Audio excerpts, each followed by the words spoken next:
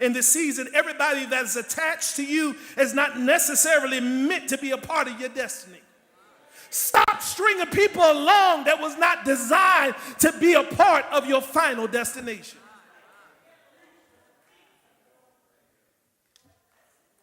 Matter of fact, some people God allows in your present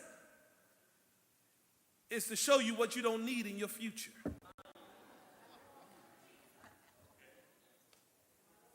Somebody look at you and say, if that just helped you, say that helped me. Some people that you got attached to you right now.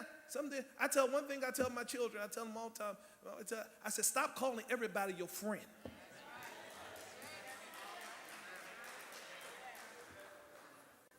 I got to correct this. You know, Amber, they come on.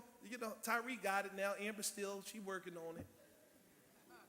She come home and say, you know, I got new friends. I understand it's innocent. You know, it's the childlike innocence. You know, I got new, and that's my best friend. And, you know, I got to tell Amber, you just met her.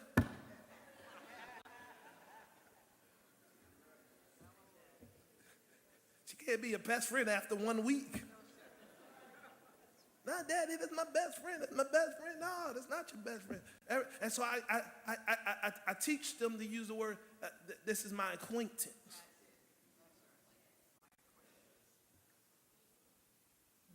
Because a friend will show themselves friendly. Friends are not jealous when you obtain blessings. Friends will rejoice with those who do rejoice. Friends celebrate not when you're down, but friends, when you're down, they help you up, and then when you get up, they celebrate along with you. That's friendship. Friends don't say one thing to you and then say something else to somebody else.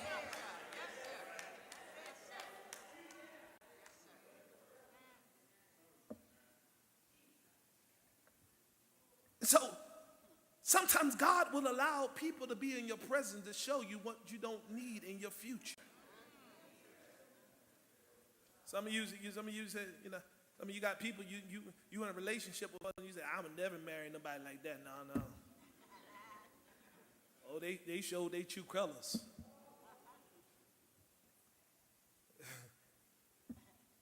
Some people God will have in your present to show you what you don't need in your future. Joseph, look, y'all know the story, stripped up multi-colored tunic, an item of great personal value. Joseph's brothers picked him up and throw him into an empty pit with no water. Joseph is falsely accused of raping his master's wife. And Joseph spends over 2 years in prison before interpreting Pharaoh's dreams. And even though most detours are difficult, it seems as life is getting worse, they are really part of God's design and God's plan. Because if you didn't go through what you went through, it would have made you pray the way you're praying. Come on, every now and then you just got to be honest and transparent. Take off the Nazarene and come in every now and then and say, if I didn't go through what I went through, it wouldn't draw me closer to God. If I didn't have trials, it wouldn't make me get on my knees. If I had folks that talked about me and that misused me, it wouldn't make me appreciate the fact that God is a present help. And so sometimes we want to take the fast road. But God says sometimes I got to send you the long way in order to get to the place that I had desired for your life. And here it is, as I close this out, here it is. One of my favorite movies was The Wizard of Oz. But you know, I like better The Wiz. I'm going to help you. That was the black version, y'all.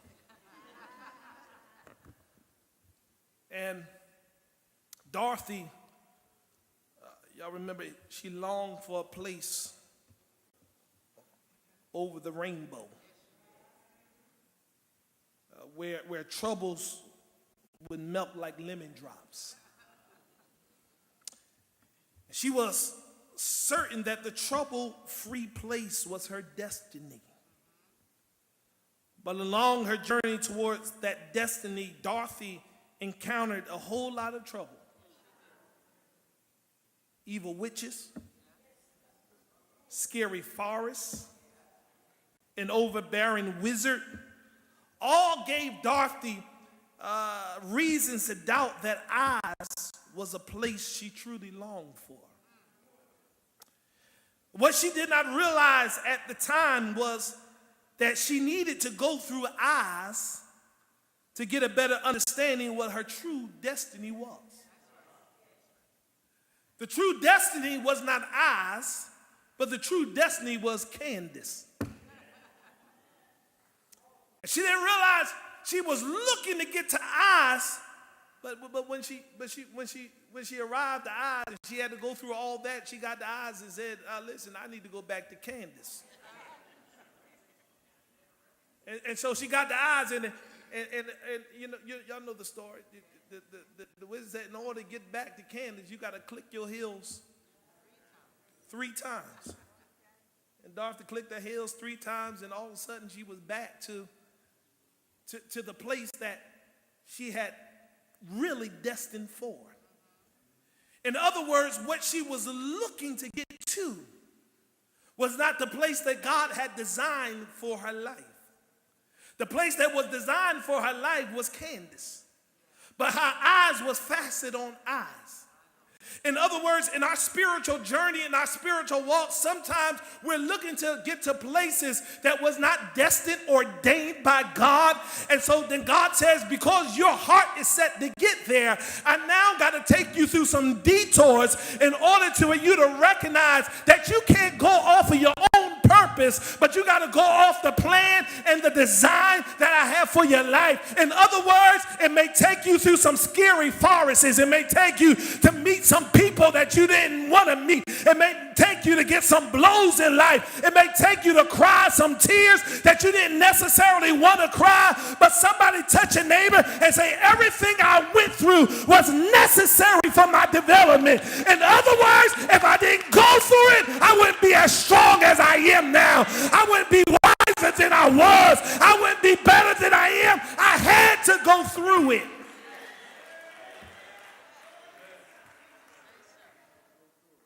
Somebody say, I had to go through it. So God's saying, don't get discouraged about the detours. I told you. And then, second, don't try to do it your own way.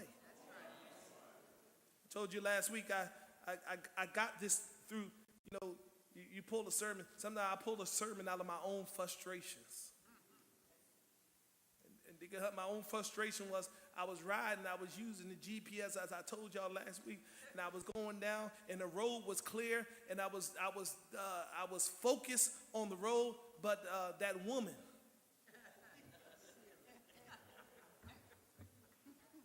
Y'all better listen to the woman every now and then. Dr. Dawson, you learned that in 60 years. I'm getting there. I'm learning how to listen every now and then.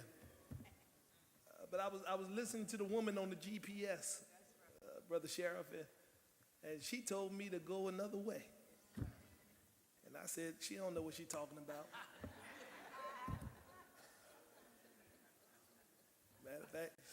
Matter of fact, she just like Sister Marsh. She got the wrong directions in her head.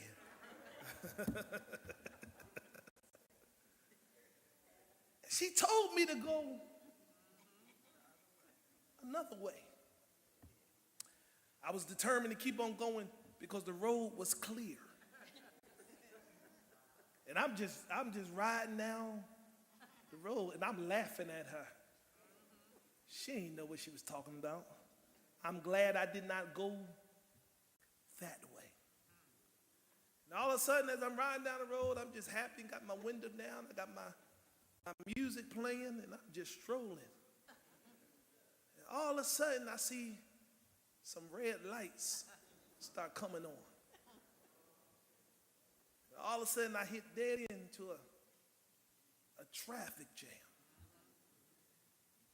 Then I turned to myself and I started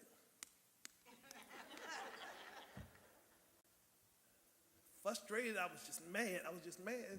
And the Lord said, he said to me, he said, Dyheim, you ain't got nobody to be mad at but yourself.